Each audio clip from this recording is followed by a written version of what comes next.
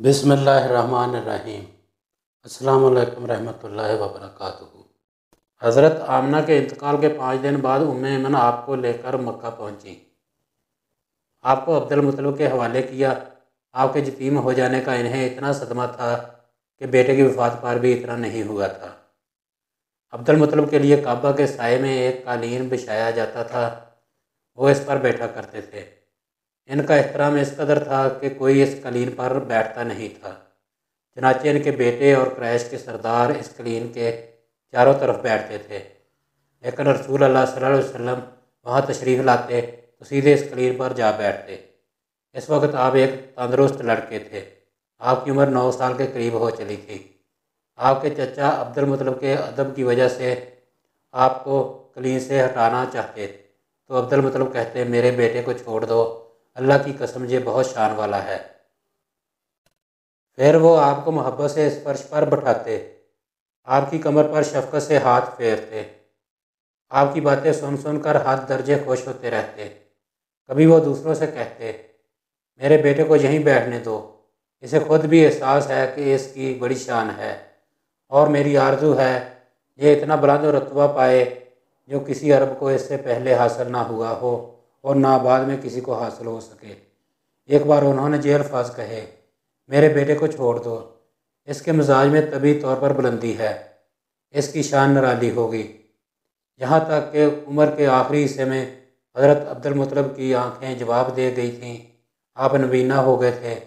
ऐसी हालत में एक रोज़ वो इस कालीन पर बैठे थे कि आप तशरीफ़ ले आए और सीधे इस कालीन पर जा पहुँचे। एक शख्स ने आपको कालीन से खींच लिया। इस पर आप रोने लगे। आपके रोने की आवाज़ सुनकर अब्दुल मुत्तलिब बेचैन हुए और बोले, मेरा बेटा क्यों रो रहा है? आपके कालीन पर बैठना चाहता है, हमने इसे कालीन से उतार दिया है। ये सुनकर अब्दुल मुत्तलिब ने कहा, मेरे बेटे को कालीन पर ही बिठा दो, ये अपना रुतबा पहचानता है। मेरी दुआ है कि ये इस रुतबे को पहुँचे जो इससे पहले किसी अरब को ना मिला हो और इसके बाद किसी को ना मिले। इसके बाद फिर किसी ने आपको कालीन पर बैठने से नहीं रोका। एक रोज़ कुछ लोग अब्दुल मुत्तलिब से मिलने के लिए आए। उनके पास इस वक्त आप सल्लल्लाहु अलैहि वसल्लम भी तशरीफ़ फरमा थे। उन लोगों ने आपको देखा। ये लोग क़ियाफ़ा शनास थे। आदमी का चेहरा देखकर इसके मुस्तक़बिल के बारे में अंदाज़े बयान करते थे। उन्होंने अब्दुल मुत्तलिब से कहा, इस बच्चे की हिफाजत करें, इसलिए कि मकाम इब्राहीम पर जो हज़रत इब्राहीम अलैहिस्सलाम के कदम का निशान है, इस बच्चे के पाँव का निशान बिल्कुल इस निशान से मिलता जुलता है। इस कदर मुशाबत हमने किसी और के पाँव के निशान में नहीं देखी। हमारा ख्याल है ये बच्चा निराली शान का मालिक होगा, इसलिए इसकी हिफाजत करें। मकाम इब्राहीम खाना काबा में वो पत्थर है जिस पर हज़रत इब्राहीम अलैहिस्सलाम काबा की तमीर के वक़्त खड़े हुए थे। मौजज़े के तौर पर इस पत्थर पर हज़रत इब्राहीम अलैहिस्सलाम के पैरों के निशान पड़ गए थे। लोग इस पत्थर की ज़ियारत करते हैं, यही मकाम इब्राहीम है, क्योंकि आप हज़रत इब्राहीम अलैहिस्सलाम की नस्ल से हैं, इसलिए इनके पाँव की मुशाबत आप में होना कुदरती बात थी। एक रोज़ हज़रत अब्दुल मुत्तलिब खाना काबा में हजर अस्वद के पास बैठे हुए थे। ऐसे में इनके पास नजरान के असाई आ गए। उनमें एक पादरी भी था। इस पादरी ने अब्दुल मुत्तलिब से कहा, हमारी किताबों में एक ऐसे नबी की अलामात हैं जो इस्माइल की औलाद में होना बाकी है। ये शहर इसकी जाए पैदाइश होगा, इसकी ये निशानियाँ होंगी। अभी ये बात हो रही थी कि कोई शख्स आपको लेकर वहाँ आ पहुँचा। पादरी की नज़र यूं ही आप पर पड़ी, वो चौंक उठा। आपकी आँखों, कमर और पैरों को देखकर वो चला उठा। वो नबी यही हैं। ये तुम्हारे क्या लगते हैं? अब्दुल मुत्तलिब बोले, ये मेरे बेटे हैं। इस पर वो पादरी बोला, ओह तब ये वो नहीं, इसलिए कि हमारी किताबों में लिखा है कि इसके वालिद का इंतकाल इसकी पैदाइश से पहले हो जाएगा। ये सुनकर अब्दुल मुत्तलिब बोले, ये दरअसल मेरा पोता है।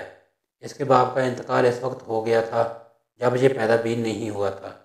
इस पर पादरी बोला, हाँ ये बात हुई ना, आप इसकी पूरी तरह हिफाजत करें।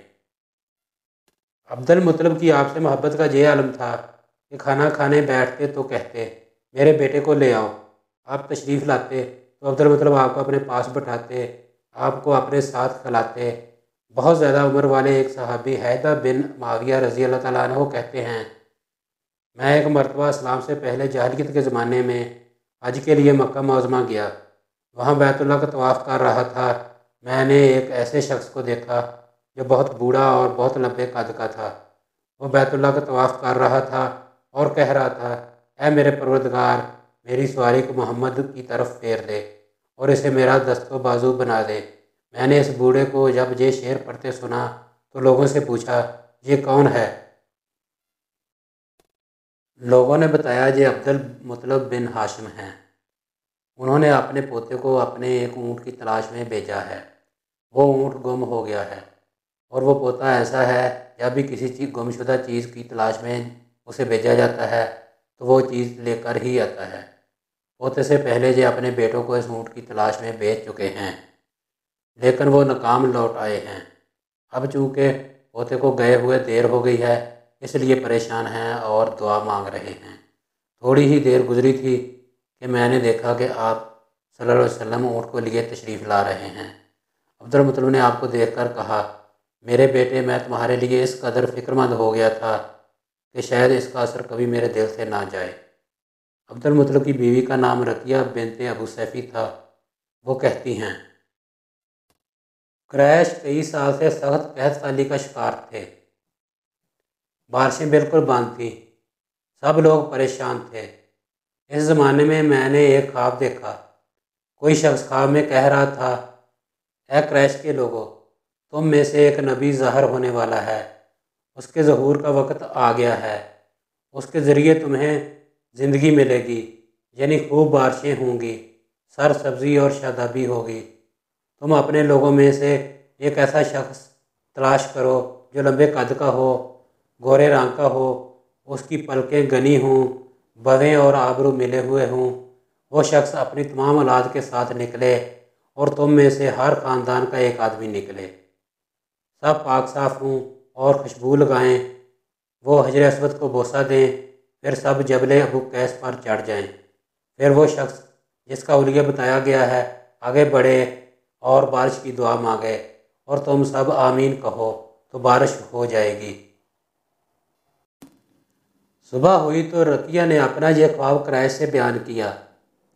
انہوں نے ان نشانیوں کو تلاش کیا تو سب کی سب نشانیاں انہیں عبدالمطلب میں مل گئیں۔ چنانچہ سب ان کے پاس جمع ہوئے، ہر خاندان سے ایک ایک آدمی آیا۔ ان سب نے شرائط پوری کی۔ اس کے بعد سب ابو قیس پہاڑ پر چڑھ گئے۔ ان میں نبی کریم صلی اللہ علیہ وسلم بھی تھے۔ آپ اس وقت نوعمر تھے۔ پھر عبدالمطلب آگے بڑھے اور انہوں نے یوں دعا کی، اے اللہ، یہ سب تیرے غلام ہیں، تیرے غلاموں کی اولاد ہیں، تیری باندیاں ہیں اور تیری باندیوں کی اولاد ہیں۔ ہم پر جو برا وقت آ پڑا ہے تو دیکھ رہا ہے، ہم مسلسل قحط سالی کا شکار ہیں۔ اب اونٹ، گائے، گھوڑے، کچر اور گدھے سب کچھ ختم ہو چکے ہیں اور جانوروں کا پر بھی مشکل بن گئی ہے۔ اس لیے ہماری یہ خشک سالی ختم فرما دے، ہمیں زندگی اور سب سبزی اور شادابی عطا فرما دے۔ ابھی یہ دعا مانگ ہی رہے تھے کہ بارش شروع ہو گئی۔ اگر یہ ویڈیو آپ کو پسند آئی ہے تو چینل کو سبسکرائب کریں، لائک اور شیئر کریں، کمنٹ کریں۔ شکریہ۔ اللہ حافظ۔